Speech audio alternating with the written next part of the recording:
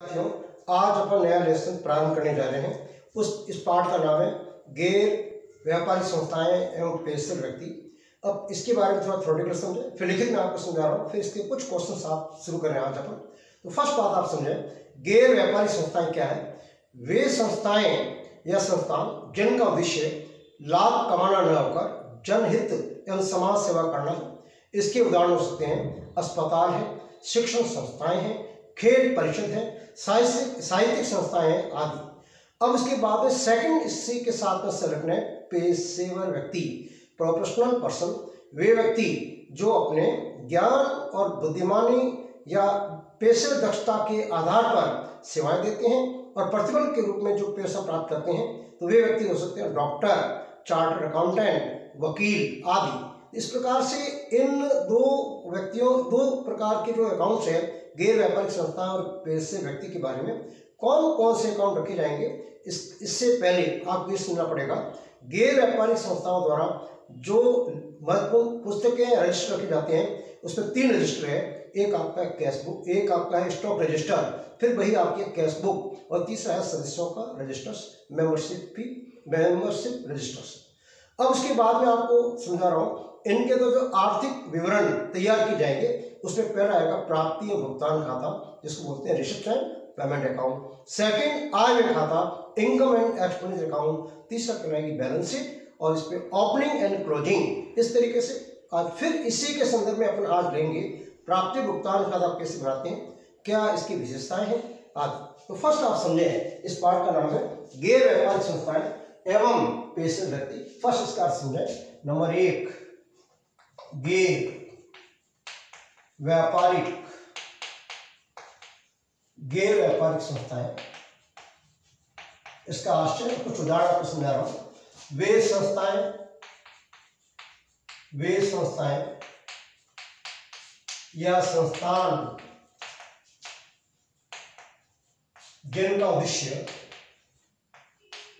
जिनका उद्देश्य लाभ कमाना नहीं है, बल्कि जन सेवा, समाज सेवा का उद्देश्य होता है। अब इसके साथ में आपको आना चाहिए कौन कौन से संस्थान इस हो सकते हैं। इसमें आप दे सकते हैं शिक्षण संस्था है, इसको उदाहरण शिक्षण संस्थाएं, अस्पताल,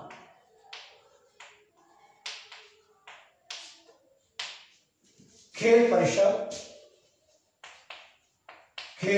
स्पोर्ट्स काउंसिल, साहित्यिक संस्थाएं, बहुत सारी संस्थाएं आदि। जो पूरा आपका लेसन है इसके अंदर मेन यही है, गैर व्यापारिक संस्थाओं का है, और कुछ साथ में चलेगा पेशेवर व्यक्तियों के बारे में। तो गैर व्यापारिक संस्था किसे कहेंगे? वे संस्थाएं जिनका उद्देश्य समाज सेवा है, जन हित के लिए कार्य करना है, और इसका उद्देश्य लाभ वाला नहीं है। इसके साथ में क्या उदाहरण हो सकते हैं? हॉस्पिटल है, शिक्षण संस्थाएं हैं, और साहित्यिक संस्थाएं हैं, और स्पोर्ट्स काउंसिल यानी खेल परिषद आदि। नंबर 2 पॉइंट आपका पेशेवर व्यक्ति यानी प्रोफेशनल पर्सन। वे व्यक्ति जो बौद्धिक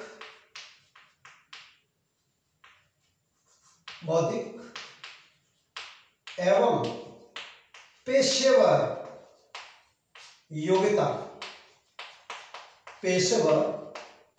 योग्यता के आधार पर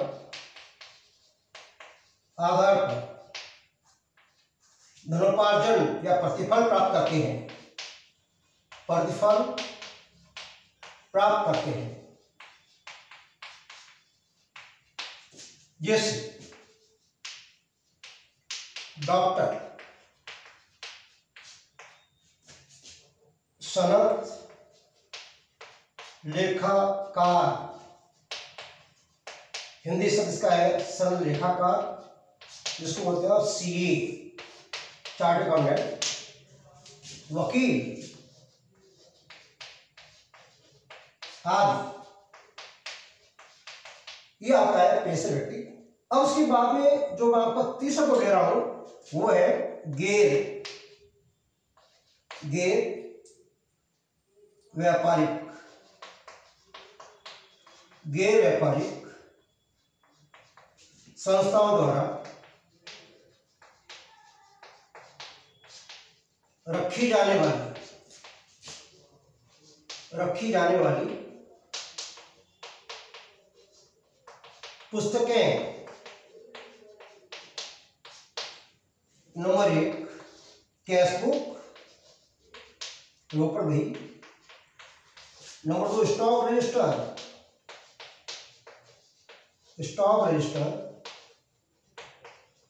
नंबर 3 मेंबरशिप रजिस्टर, सदस्यों का रजिस्टर।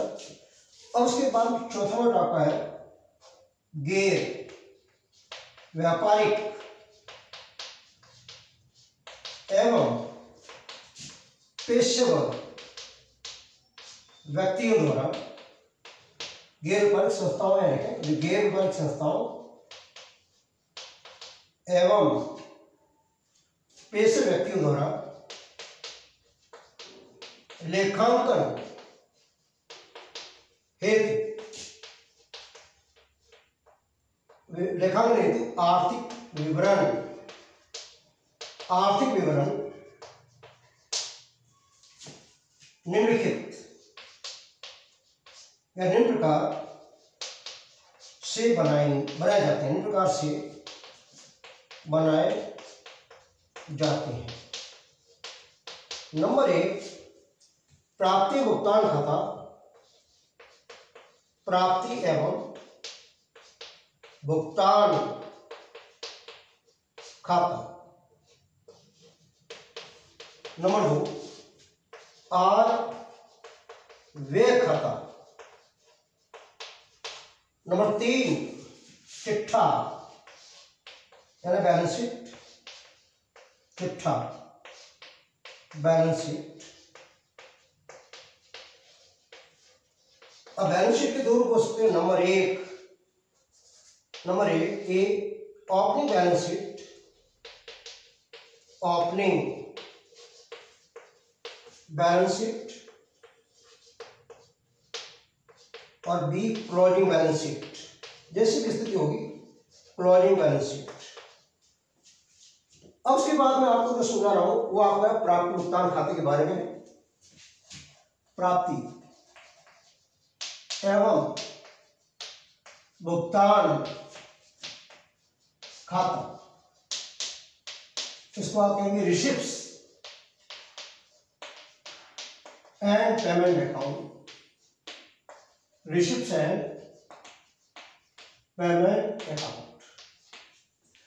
अब इसकी अर्थ इसका क्या है, क्या विशेषताएं हैं, इसको अच्छे से लें, फिर इसके आज को क्वेश्चन भी लेंगे।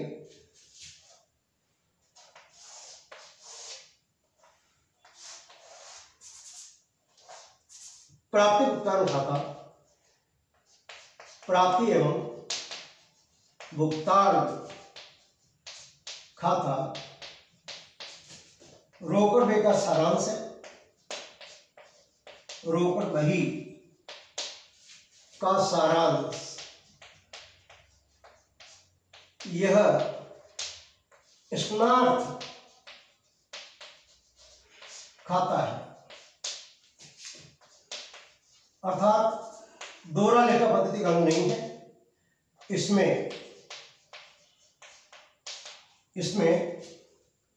वर्ष की किसी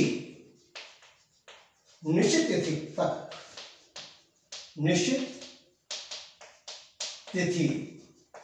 तक प्राप्तियों एवं भुगतानों का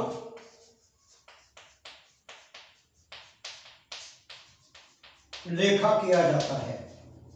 लेखा किया जाता है। इसमें केवल रोकड़ी लेन देनों का लेखा किया जाता है, लेखा किया जाता है। ये परिभाषा रूप में आप इसको व्याख्या दे सकते हैं। अब इसकी विशेषता जो है सारी बातें क्लियर हो जाएगी। विशेषता प्राप्ति भुगतान खाते की विशेषताएं हैं वो क्या है? नंबर 1, यह रोकड़ बही का सारांश है। समझ लो कैसे रोकड़ बही के साथ से ये बनाया जाता है। नंबर 2, इस खाते के डीआर पक्ष में समस्त नकद प्राप्तियां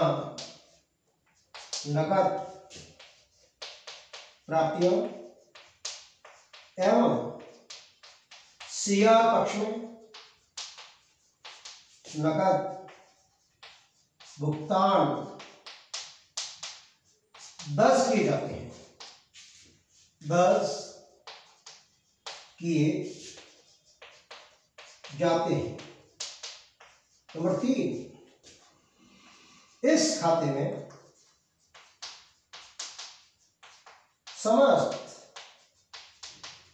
आयगत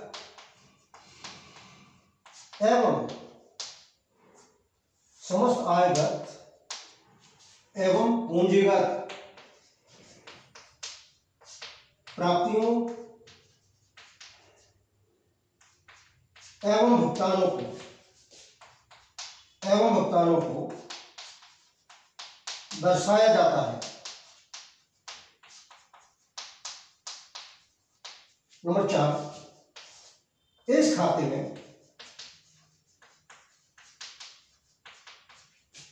सभी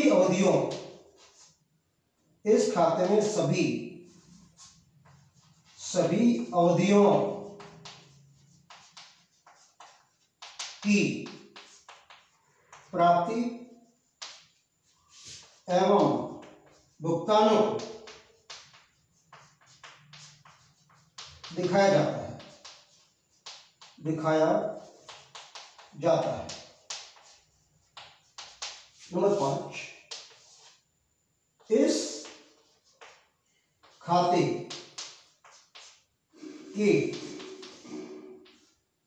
के प्रारंभ में प्रारंभिक नकद पब्लिक बैंक शेष लिखा जाता है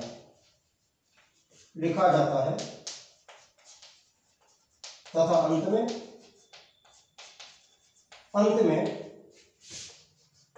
अंतिम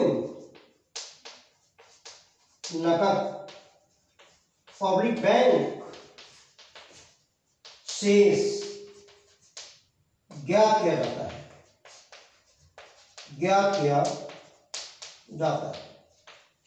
अगला पॉइंट बहुत इंपॉर्टेंट है आपका। नंबर 6, किसी भी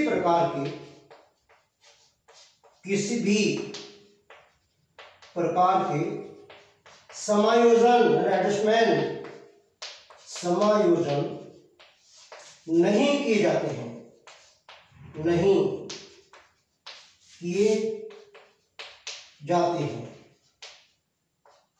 अर्थात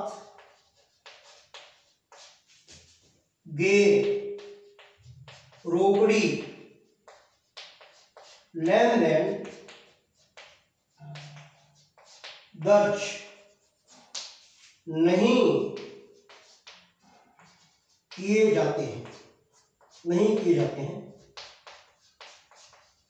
अब इसको आप एक बार अच्छे समझा। आप मैं इसमें आपको पूरे लेसन के 3 बातें आएगी हमेशा। नंबर 1 आएगा आपका रिसेप्शन पेमेंट अकाउंट यानी प्राप्त भुगतान खाता। सेकंड आएगा आय खाता इनकम एंड एक्सपेंडिचर अकाउंट, तीसरा आएगी बैलेंस शीट। आज जो हम ले रहे हैं वो प्राप्ति भुगतान खाते के संदर्भ ले रहे हैं। तो पहली बात है प्राप्ति भुगतान खाता क्या है, रोकड़ का सारांश है और इसके अंदर केवल रोकड़ी लेन देन को दर्ज किया जाएगा और इसमें किसी प्रकार का एडजस्टमेंट नहीं होगा।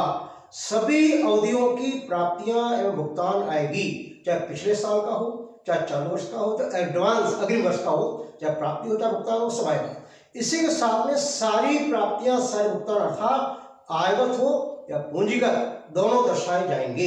और इस खाते को शुरू में आप लिखेंगे प्रारंभिक शेष हो सकता है, कैश का हमेशा टू बैलेंस पीडी होगा और बैंक का कुछ भी हो सकता है, कैश बैंक का तो टू बैलेंस पीडी बैंक का बैलेंस कैश बैंक। और मान लो बैंक ओवरड्राफ्ट आपका दे रखा बैंक ओवरड्राफ्ट बैंक अधिविकास, तो इस रिसिपिएंट अकाउंट के सीआर में का बाय बैलेंस पीडी और अंतिम जो शेष निकलेगा वो बाय बैलेंस सीडी कैश का हमेशा डीआरडी होगा, लिखा जाएगा बाय बैलेंस सीडी। और बैंक का कुछ भी हो सकता है, कैश बैंक का तो बाय बैलेंस सीडी आएगा और बैंक ओवरड्राफ्ट की स्थिति अंतिम आती है तो टू बैलेंस सीडी आता है।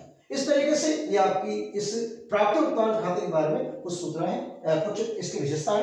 अब इसको एक बार पुनः समझें।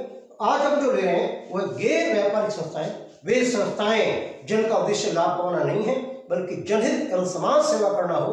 और इसमें बहुत सारी संस्थाएं आती हैं, जैसे गौशालाएं हैं और अनाथालय हैं और आपकी शिक्षण संस्थाएं हैं, अस्पताल आदि, पुस्तकालय हैं, बहुत सारी संस्थाएं हैं। और उसके बाद में सेकंड आपका दे रहे हैं पेशेवर व्यक्ति जो बौद्धिक और दक्ष इस दक्ष पेशेवर सेवाओं के माध्यम से वो धनोत्पादन करते हैं, प्रतिफल प्राप्त करते हैं। उनको आप कहेंगे चार्टर्ड अकाउंटेंट उदाहरण के लिए हैं, डॉक्टर हैं और इस वकील हैं। इस प्रकार से अनेक प्रकार की प्रोफेशनल व्यक्ति हो सकते हैं। अब उसके बाद में मैंने आपको बात समझाई है, इनके द्वारा रखी जाने वाली जो 3 पुस्तकें हैं वो आपकी कैश बुक है, उसके बाद स्टॉक रजिस्टर है और सदस्यों का रजिस्टर है। और फिर आपके 3 चीज इसमें बनाए जाएंगे। मिशन नंबर 1 रिसिप्शन पेमेंट यानी प्राप्ति भुगतान खाता, सेकंड आय खाता इनकम एंड एक्सपेंडिचर, तीसरी होगी बैलेंस शीट और बैलेंस शीट 2 हो सकते हैं ओपनिंग एंड क्लोजिंग। अब आपको इसमें विशेष बात समझाई आज मैंने वह प्राप्ति भुगतान खाते के बारे में। याद रखें प्राप्ति भुगतान खाता रोकड़ बही से भिन्न होता है। रोकड़ बही दरिक लिखी जाती है डेट वाइज, लेकिन प्राप्ति भुगतान खाता वर्ष की किसी निश्चित डेट को बनाया जाता है, वो भी रोकड़ बही के आधार पर। मान लो 5 बार आपने वेतन का पेमेंट किया है साल भर में, तो 5 बार का जो योग आएगा स्तंभ आकार में सैलरी का, उस अमाउंट को इस प्राप्ति भुगतान खाते में लिखिए। उसी प्रकार से इसकी जो मदद होगी मैं कल स्पेशल इसके लूंगा आय खाते के संबंध में, तब आप देखना चंदा है, आजीवन संस्था शुल्क है, दान के बारे में सामान्य दान है, विशेष दान है, परिश शुल्क के बहुत सारी बातें आएगी। लेकिन आज जो हम पढ़ रहे हैं वो आपका है प्राप्ति भुगतान खाता। रोकड़ बही का सारांश है, डीआर में प्राप्तियां, सीआर में भुगतान, रोकड़ी लेन देनों के अलावा अन्य किसी प्रकार का गैर रोकड़ी व्यापारिक लेन देन को दर्ज नहीं किया जाएगा, कोई एडजस्टमेंट नहीं होगा। सारी अवधियों की प्राप्तियां भुगतान दिखाई जाएगी और आयगत हो या पूंजीगत, मान लो आपने वेतन चुकाया तो भी आएगा, मान लो आपने बिल्डिंग खरीदी है तो भी आएगा, पूंजीगत आयगत सारी प्राप्तियां भुगतान इसमें आपको दिखाना है। अब अपन क्या लेंगे, प्राप्ति भुगतान खाते का क्वेश्चन लेंगे।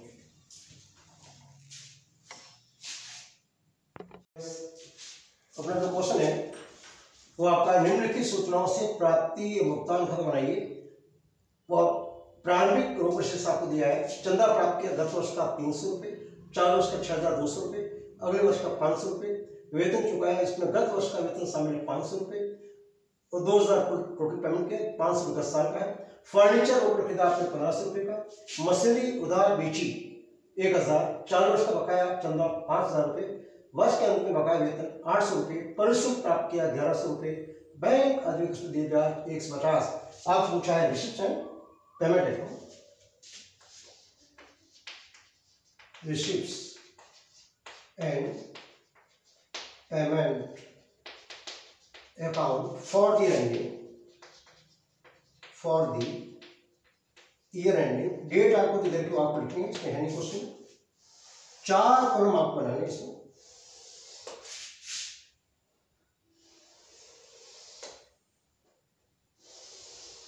रिसिप्ट्स प्राप्तियां,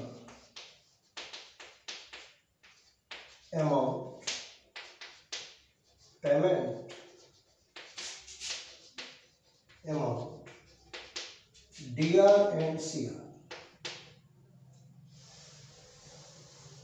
अब आप देखना डीआर में सारी प्राप्तियां आएगी, सीआर में पेमेंट आएंगे, चाहे आएगा तो चाहे पहुंचेगा, किसी भी अवधि को सब आएंगे। लेकिन नॉन कैश आइटम गैर व्यापारिक नौकरी जो लेन देन है वो नहीं आएंगे। फर्स्ट है प्रारंभिक रिपोर्ट से 5000 डेबिट में टू बैलेंस BD 5000 रुपये। चंदा प्राप्त किया, DRY का प्राप्त सब DRY टू सब्सक्रिप्शंस। अब इसमें आपको दिया है गत वर्ष का 300, चालू वर्ष का, अगले वर्ष का, तीनों अवधियों के हैं। और लास्ट ईयर,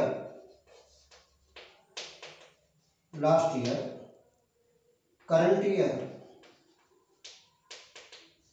नेक्स्ट ईयर। अब राशि आपके 300 गत साल की, 6200 चालू वर्ष की और अगले वर्ष की 500 यानी एडवांस है।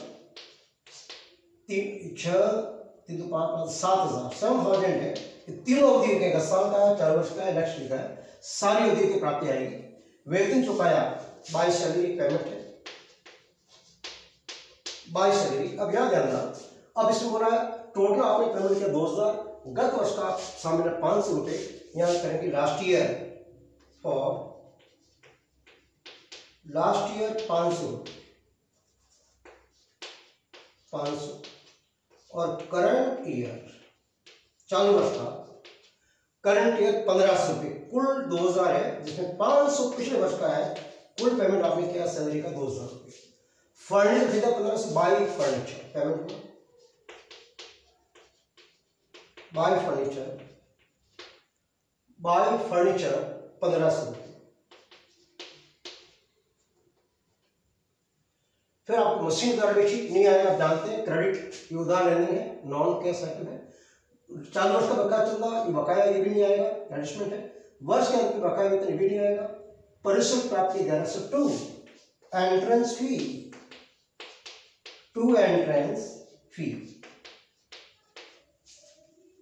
एंट्रेंस फी आपको दिए इसने 1100 रुपये, 1100। बैंक अधिवर्ष में ब्याज ये चुकाना बाकी ड्यू है, नहीं आएगा, सब हो गया। अब इसका योग कीजिए और डिफरेंस आएगा बाय